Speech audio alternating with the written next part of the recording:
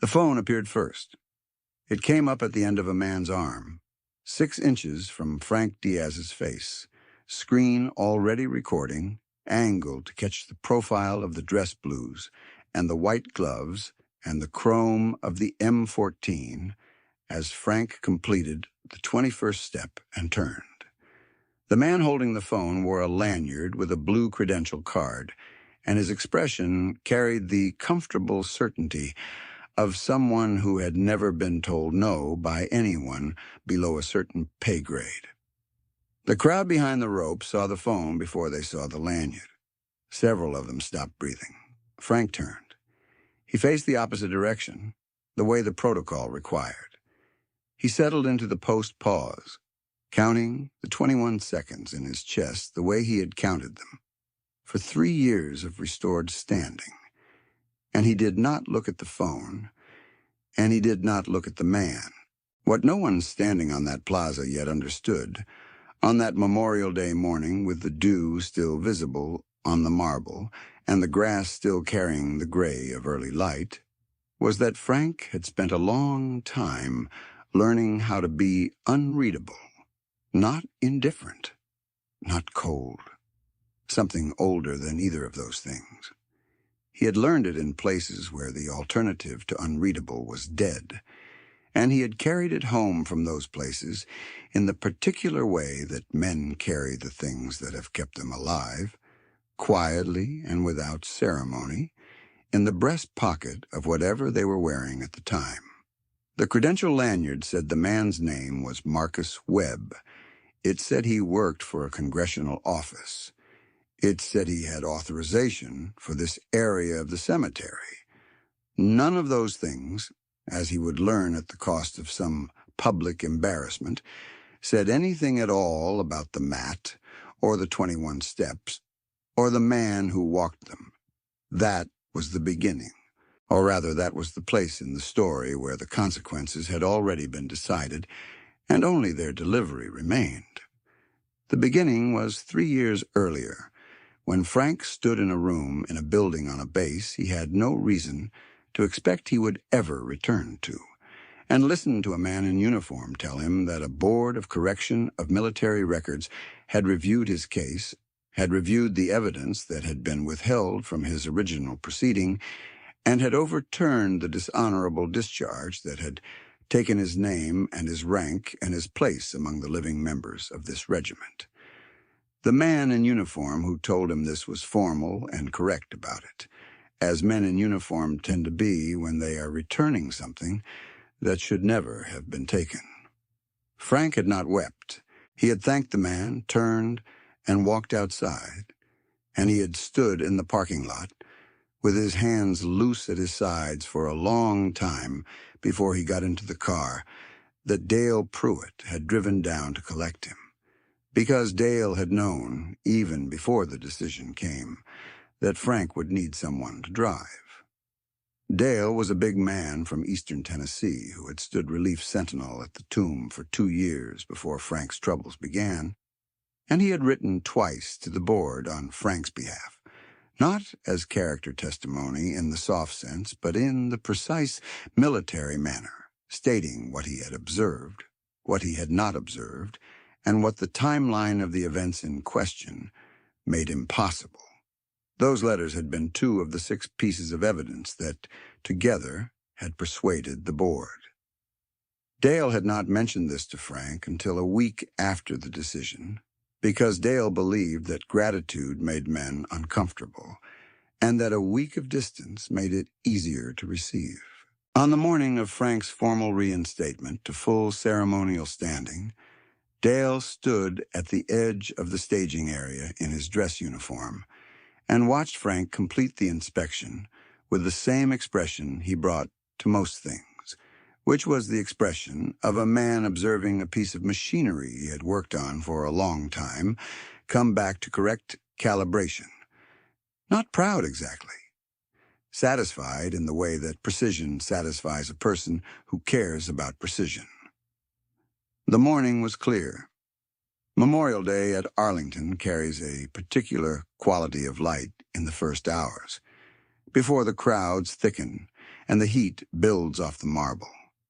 The flags over the graves catch whatever breeze exists, and from the plaza at the tomb, you can see a long, green distance of white markers running in rows that resolve at the far edge of vision into something that looks almost like counting. Frank had always noticed that. The rows. The way they went on past the point where you could make out individual stones. His uniform had taken him 2 hours and 40 minutes to prepare that morning. Not because it was difficult, but because he did not want to be approximate about anything on this particular day. The dress blues were pressed to the edge of what pressing can achieve. The white gloves had been replaced with a fresh pair, and the seam of each finger aligned with the corresponding knuckle. The brass on the belt plate was polished to a degree that captured light rather than simply reflecting it.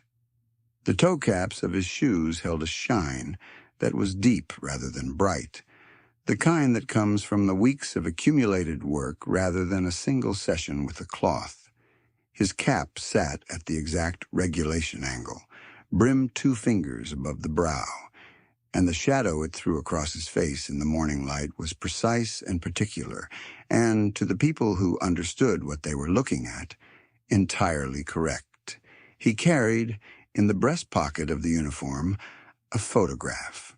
It was small, wallet-sized, and showed a young man of 22 in desert utilities, squinting against a Kandahar sun, smiling in the way that younger brothers sometimes smile at older brothers when they know the older brother is operating the camera and will therefore have to review the expression he captured.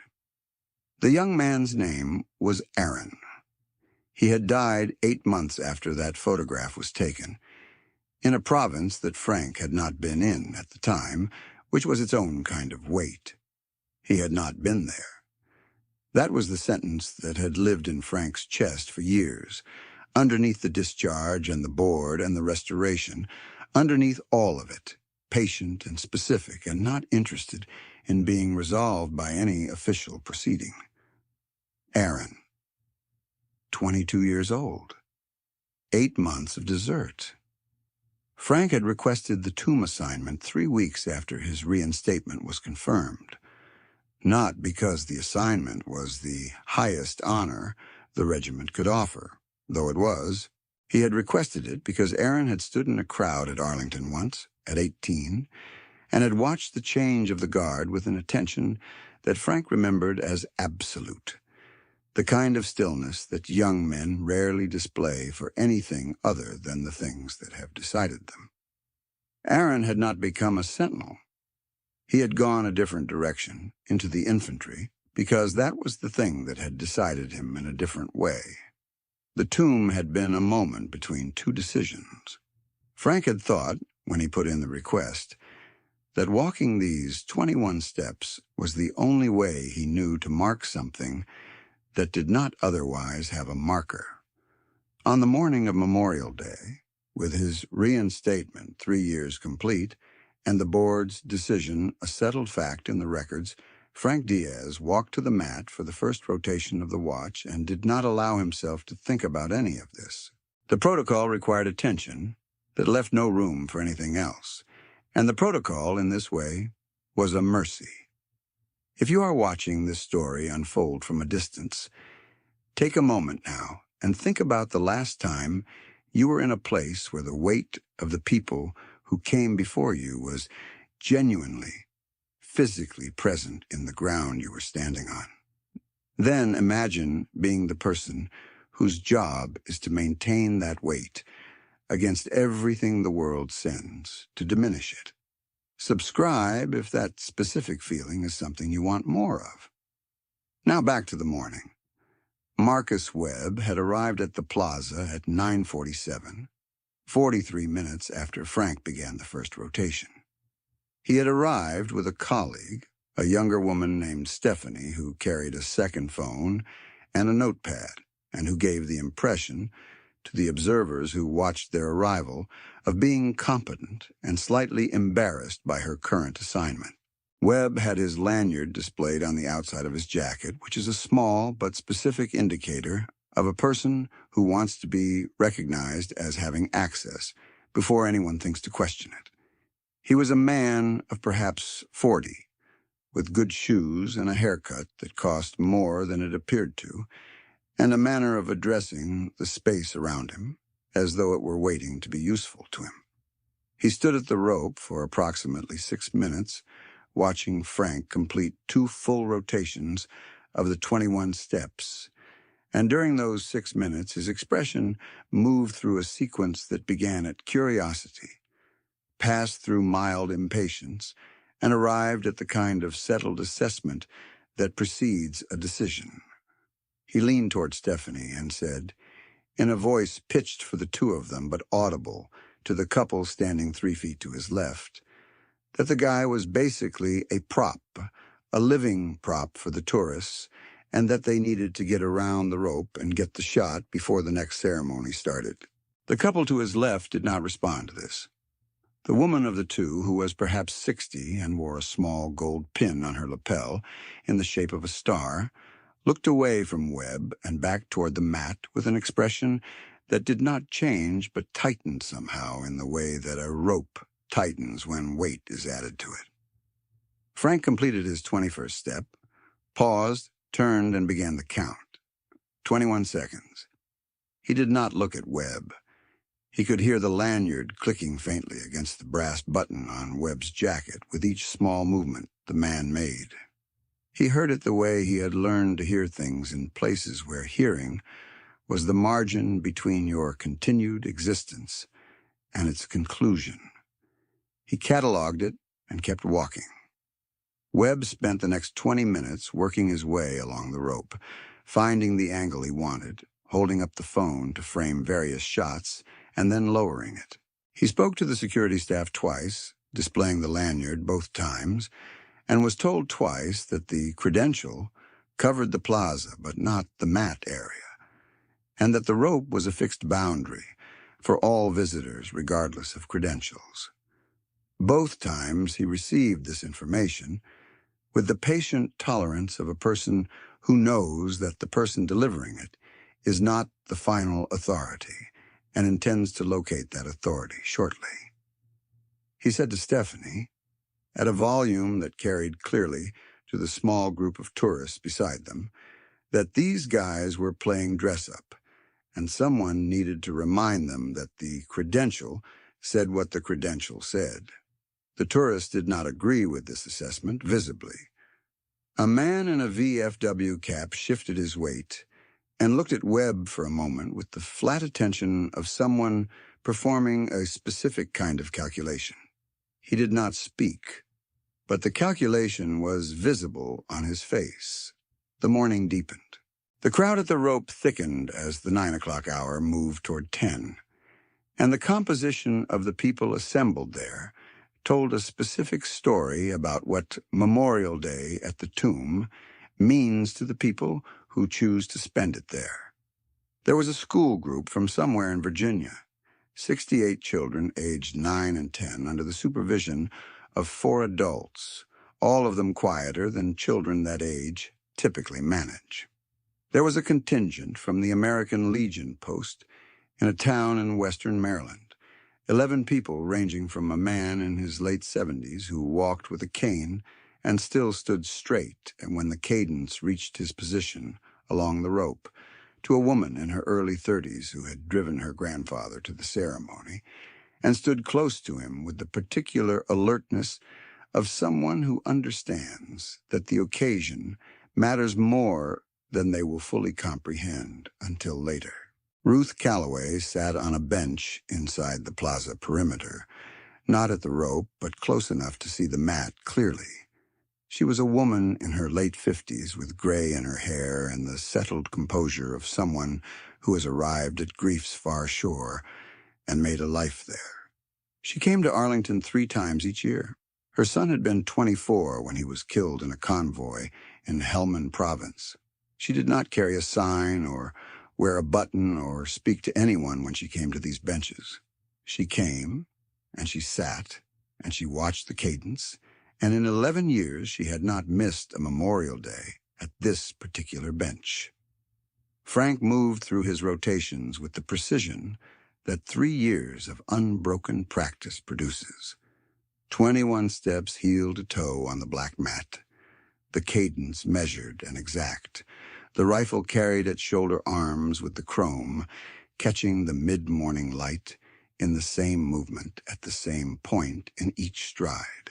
At each end he stopped, faced the crowd, paused the full 21 seconds, then brought the rifle to the opposite shoulder and turned and walked back.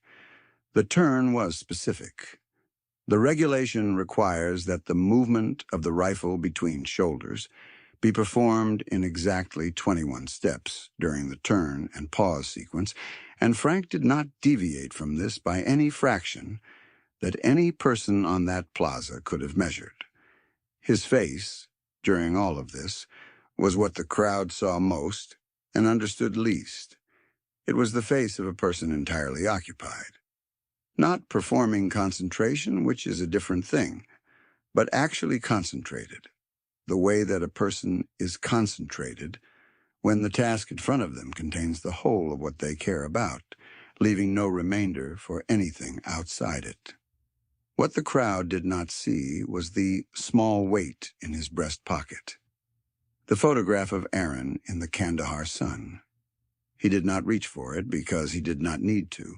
He had the shape of it memorized the way you memorize the weight of something you have carried for a very long time.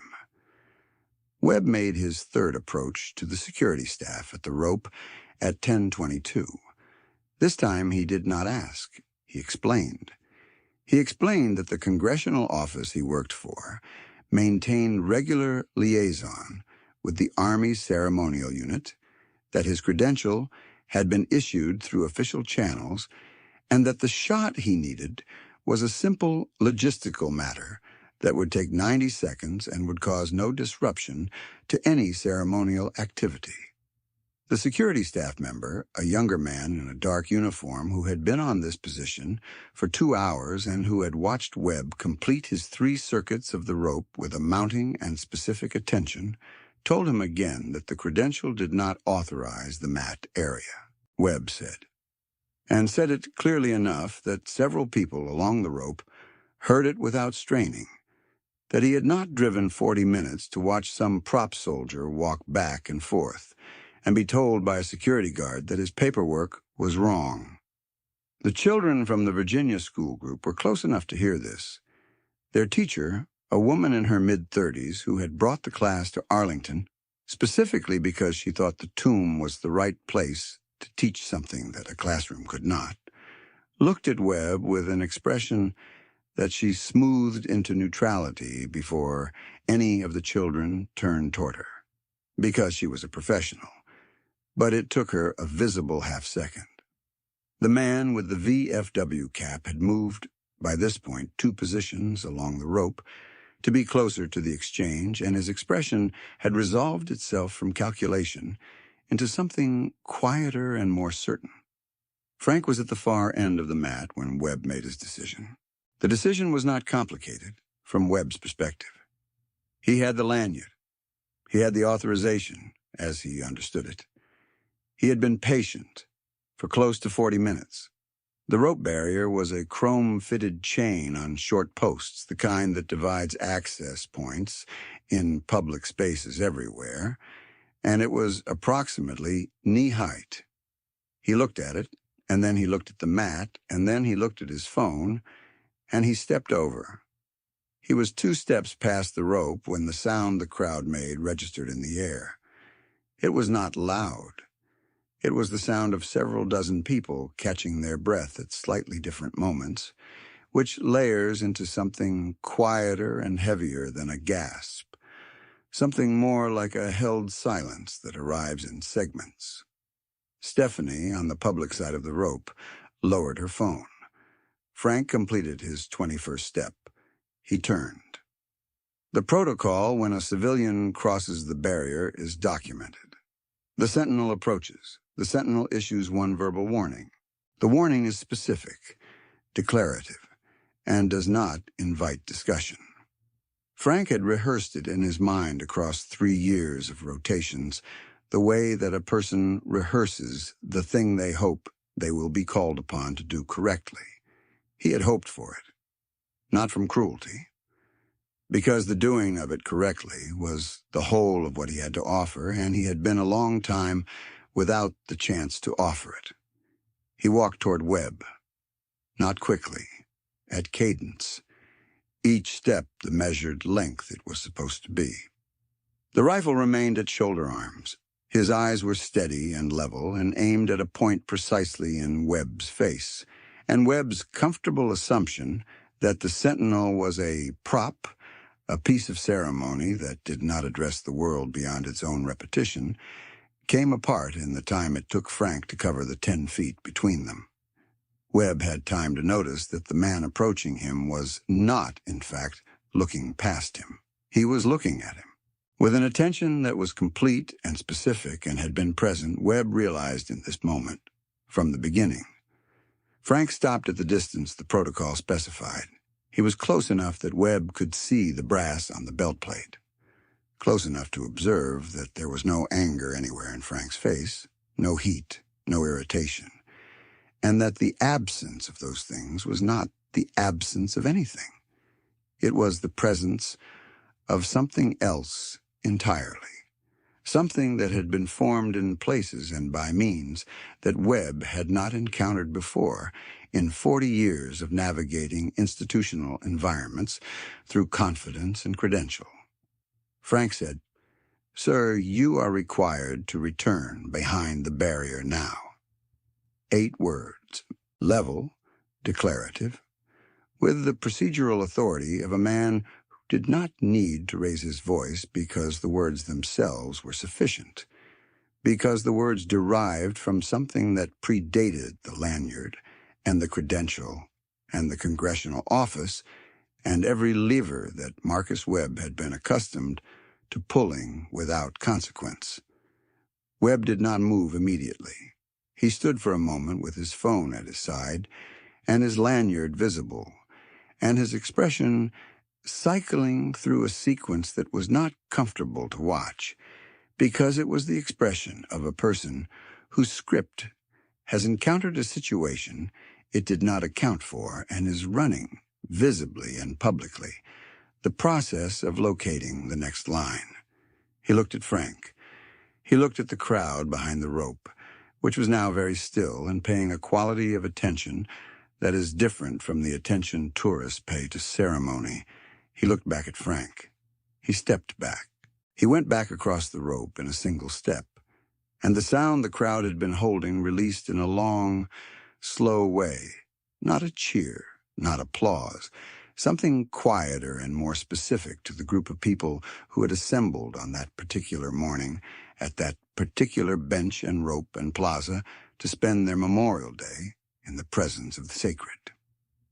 Chief Warrant Officer Leonard Marsh arrived 4 minutes later.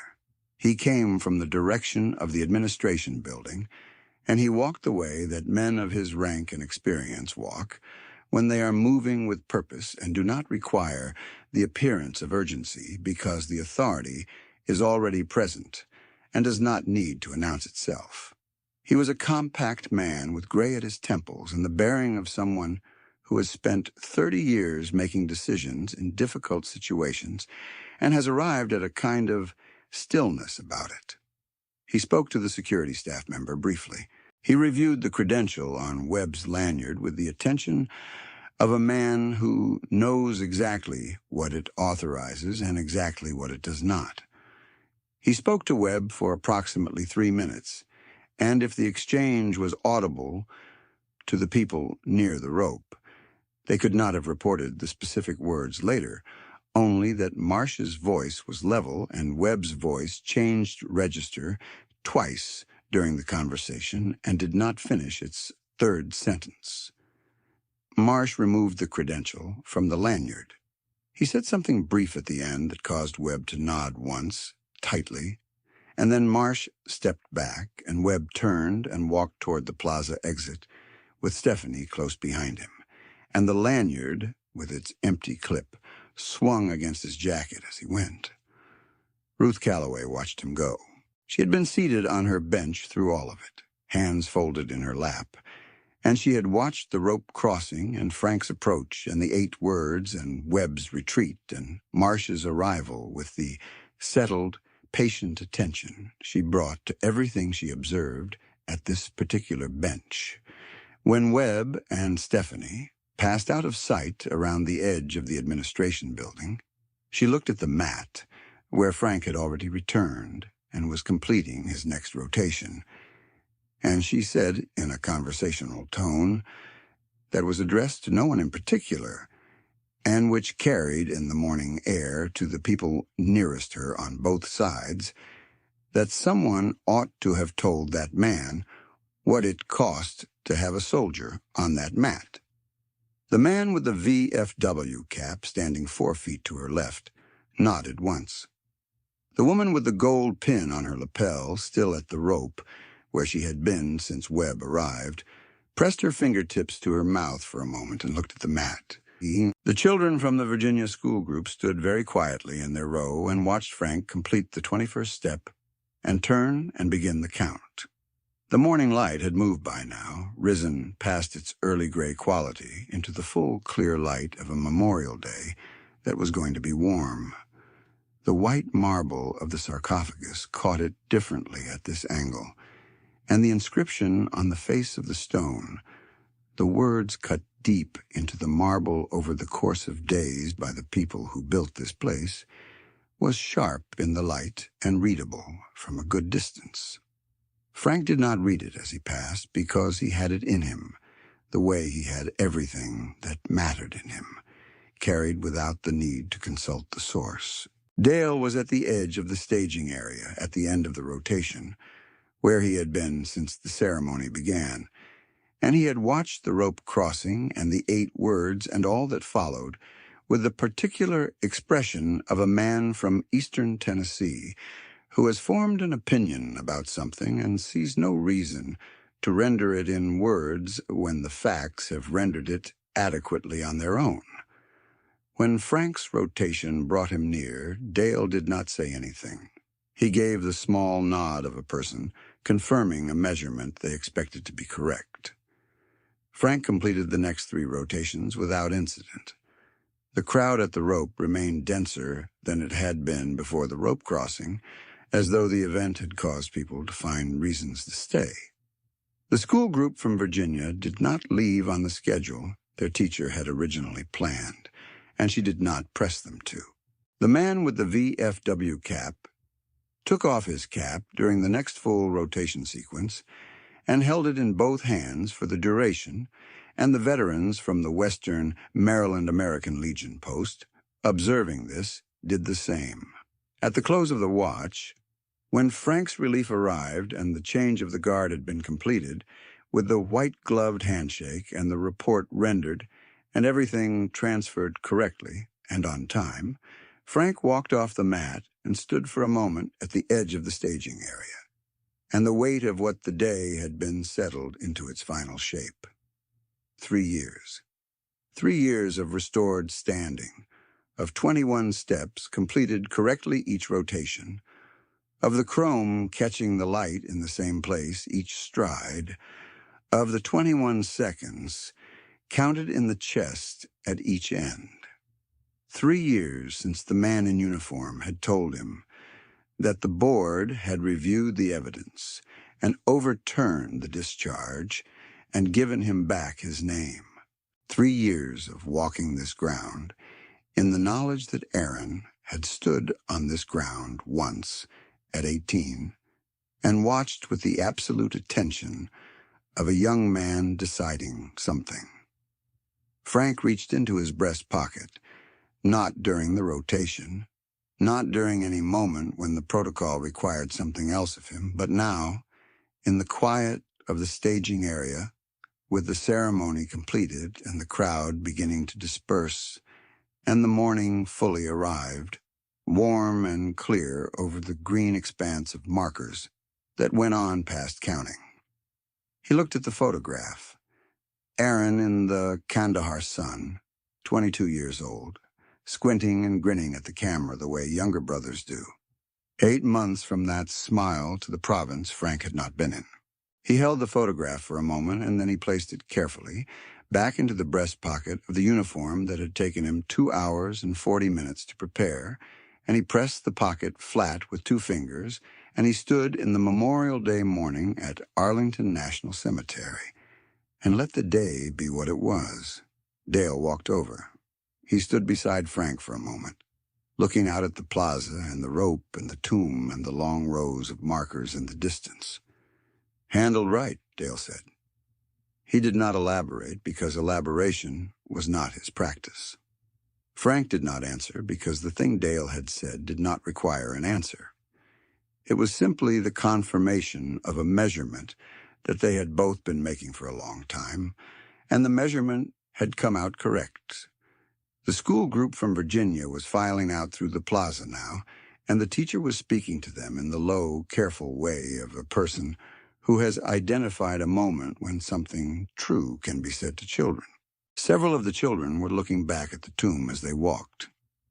The woman with the gold pin passed close to the staging area on her way toward the exit, and she paused and looked at Frank for a moment with an expression that was clear and direct, and that she did not feel it necessary to translate into words, and then she continued on her way. The man with the VFW cap had already gone, but he had paused at the edge of the plaza and looked back at the mat before he turned toward the parking area. And the look he had given it was the specific look that people give to things they have decided to carry with them. Ruth Calloway was still on her bench. She sat as she always sat on the 3 days each year she came to this bench, with her hands folded and her composure intact, and the 11 years of practice at sitting in the presence of the sacred, without needing it to give her anything she had not already received from it. She looked at the tomb. She looked at the new sentinel, Frank's relief, beginning the next rotation with fresh white gloves and the chrome of the rifle, catching the mid-morning light in the same place in each stride. She looked at the inscription on the marble, which was readable from where she sat, deep-cut and exact, and unchanged by everything that had happened that morning. What Marcus Webb had needed from this place was a photograph and 45 seconds of video for a page that his congressional office ran with 11,000 followers. What he had received instead was a quiet object lesson in the nature of authority, delivered by a man of approximately 29 who had walked 8 words across 10 feet of mat, with an attention so complete and specific that the credential and the lanyard and the institutional confidence behind them had not survived contact with it. He would not return to this plaza. He had understood, in the 3 minutes of conversation with Marsh, and in the moment before that when Frank had covered the distance between them, that there was no lever available to him here, and that the absence of that lever was not a temporary condition that a phone call could correct. He had not apologized to anyone on his way out. But the word that had been inside the word prop, the assumption that ceremony was costume, and that discipline was performance for an audience, and that the man in the dress blues was a piece of furniture the occasion had arranged.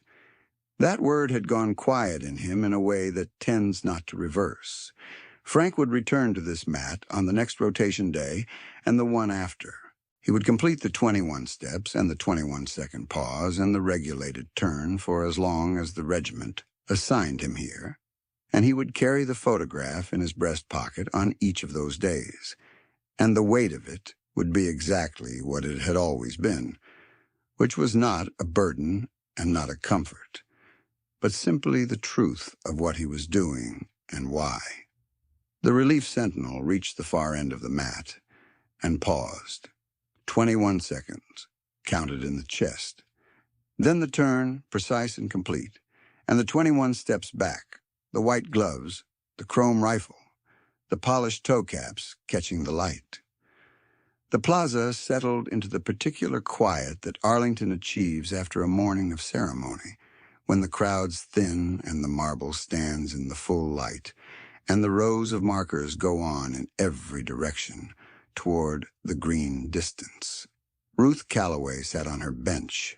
The school children from Virginia were gone, but their teacher had taken one last look back from the edge of the exit and had seen, across the width of the plaza, the sentinel on the mat and the marble in the light, and had pressed the image into herself the way you press something into yourself that you intend to keep. Frank stood at the edge of the staging area for another minute, looking at the mat where his relief walked the cadence correctly and without interruption, and then he turned and walked in the direction of the regiment building. And the morning continued, and the ceremony continued, and the 21 steps counted themselves out into the Memorial Day air above the white sarcophagus and the deep-cut inscription and the long green distance of the dead. The dress on the photograph in his breast pocket had been desert tan, not dress blues. That was the difference, and that was the whole of it.